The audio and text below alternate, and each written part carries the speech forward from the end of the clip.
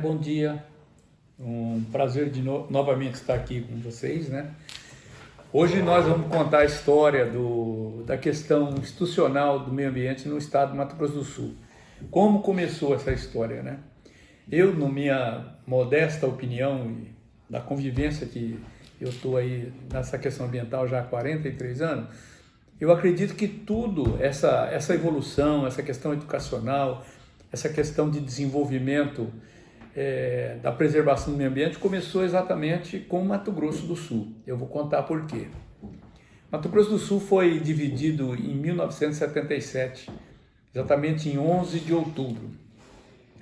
E 1º de janeiro de 79, no governo Arria Murim Costa, que foi o primeiro governo de Mato Grosso do Sul, pelo decreto 26 de 1º de janeiro de 79, foi criado o INAMB, o Instituto de Preservação e Controle Ambiental de Mato Grosso do Sul. Esse órgão ele foi de suma importância para a implantação da gestão ambiental a nível institucional no Mato Grosso do Sul. E como eu disse no começo, e no Brasil inteiro, né? Porque a partir daí então começou a questão ser mais, começaram a prestar atenção mais nessa questão ambiental. E em 79 existiam três legislações, né? Existiam 3 normas jurídicas que eram importantes para a implantação do meio ambiente. E praticamente essas 3. Era o Código Florestal, a Lei 4771, né? Era a Lei de Proteção à Fauna, 5.197, né? E um decreto que cuidava da questão da pesca, 229, né? 221 ou 229, já faz tempo eu não lembro, mas era isso aí, que era da SUDEP. Então nós tínhamos aí o IBDF, na época, que atuava com as normas de flora e fauna, né? E a questão da pesca SUDEP, tá? O decreto acho que 221, se não me engano, ou é 221 ou 229, não, devido ao tempo eu não tenho, assim, eu tenho essa dúvida.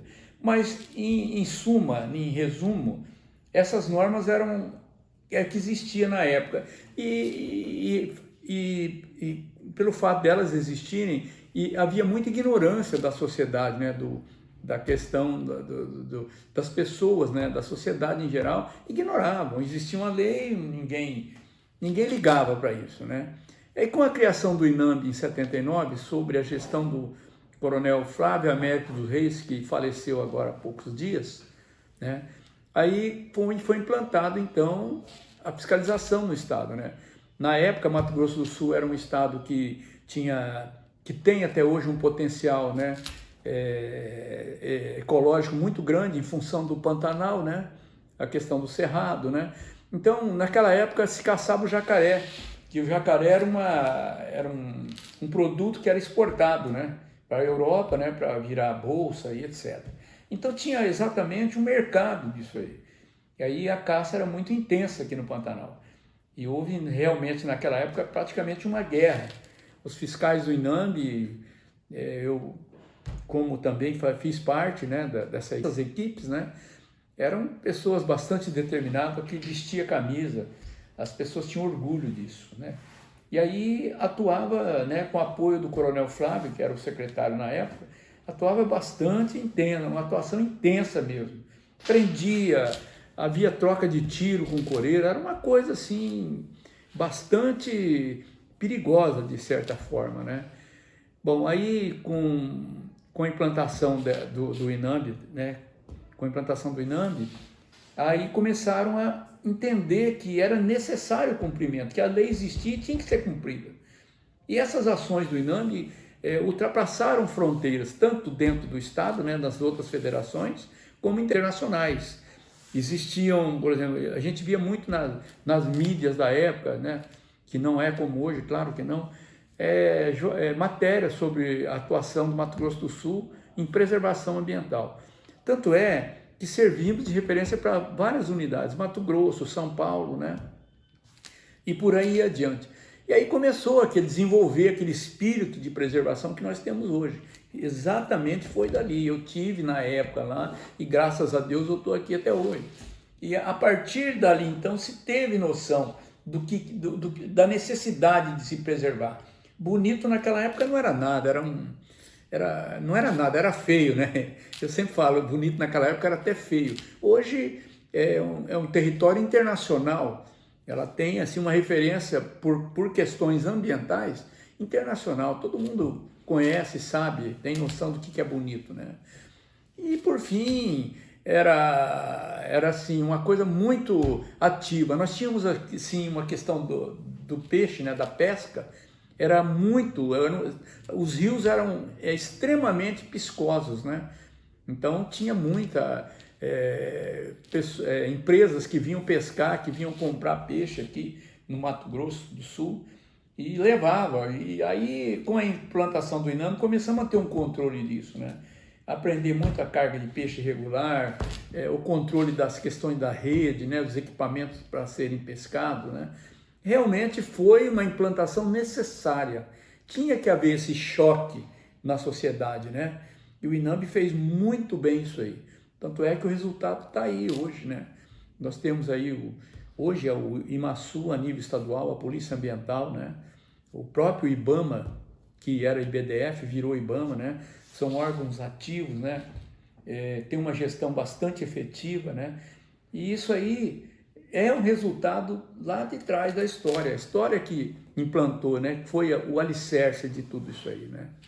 Inclusive, na época, uma curiosidade aqui para vocês, não existiam normas jurídicas, né? Assim, relativa, né? Específica para as atividades, né? Que utilizam da questão ambiental. Por exemplo, Mato Grosso do Sul, em 1980, nós tivemos a primeira lei praticamente a nível de código, que era amplo dentro da atividade ambiental, é a Lei 90/80. Ela foi criada em 1980, ela já começou a prestar atenção na questão da poluição, ela envolve uma gama de atividades que até então era ignorada, né? Quando se falava em meio ambiente naquela época, era fauna e flora, né? E ictiofauna, né, que é os peixes, né?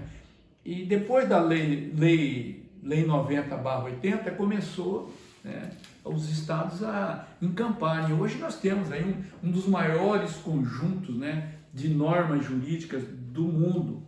Mato Grosso do Sul eu julgo Mato Grosso do Sul como fosse o alicerce de tudo isso aí, você entendeu?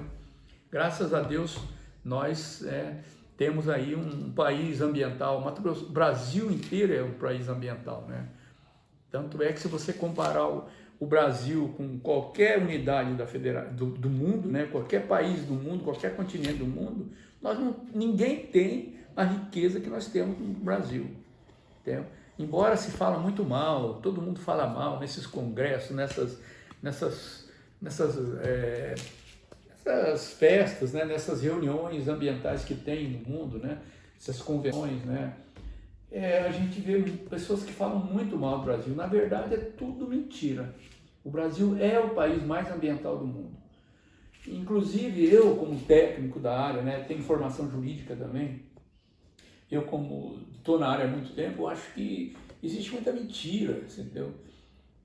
As pessoas que tratam essa questão de forma ideológica não levam em consideração ao crescimento demográfico, né? Que de 1970 para cá, um pouco mais de 50 anos, a população do Brasil mais que dobrou, né? E isso ainda nós temos, segundo a Embrapa Território, 66% de cobertura. Esse crescimento demográfico acelerado no Brasil e no mundo exige espaço, exige consumo de alimento, né? As pessoas precisam viver, elas evoluem. E nós no Brasil temos um diferencial, nós temos desenvolvimento sustentável.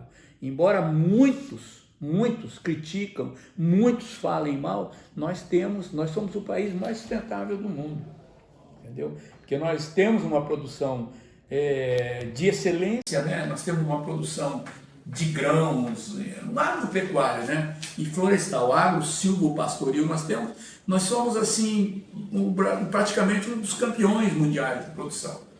E nós temos também um território muito grande preservado, você entendeu? Então essa questão ambiental precisa ser revista, no meu ponto de vista.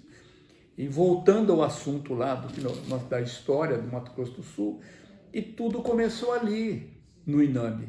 Porque até então, em 1979, nós não tínhamos nenhuma referência de questões ambientais. A partir dali, então, houve a implantação. Mato Grosso do Sul saiu na frente em termos mundiais. Isso é uma opinião minha, mas eu tenho fatos que confirmam isso, né? Se vocês pensarem. A coisa que eu lamento é que, às vezes, não se lembra, né? Não se dava assim, o devido valor, a devida, né, ao pessoal que trabalhou no INAMB, que implantou, né? Era muita dificuldade, né? Naquela época não tinha a evolução, toda a tecnologia que tem hoje. Naquela época era muito difícil, mas conseguimos implantar e nós temos resultado hoje aí. Tá bom, gente? Muito obrigado e assistam aí, participem, né? Assistindo, né? Dando aí um like, se inscrevendo aí, porque a gente vai ter muito para contar. E eu me coloco à disposição também, tá? A Geoperícia aqui, a empresa está à disposição para que for preciso, né? Dentro do que for possível e preciso, estamos à disposição. Obrigado.